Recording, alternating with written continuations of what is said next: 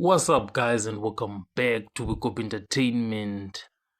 So it's over. This is what the people are saying, and I'm here to give it to you.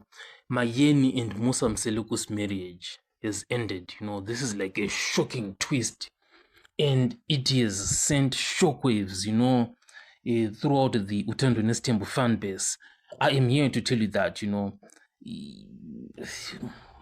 Mayeni has like decided to end her marriage to Musa Mseleko.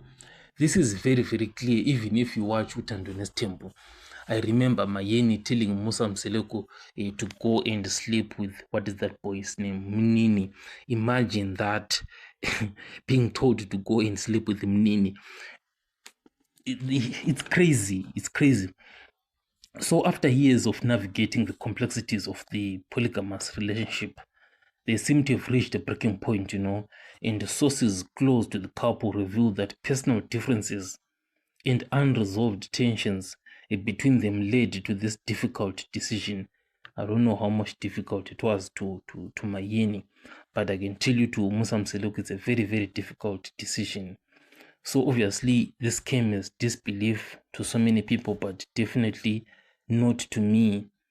Mayeni was that questioning, and was getting very tougher and tougher as the season really went on. She was refusing to greet Musa Mseleko, refusing to even like give him food.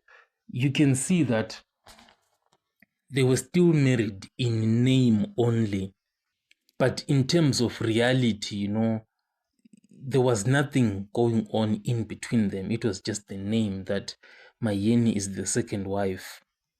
So let's wait for season 9. It's going to be really interesting to see Mayeni out, Mangwawe out, Samge Kwela in. So I can predict that in season 9, Musa Mseleko is going to be having 3 wives, That is, let's count Makumalo, Samge Kwela, and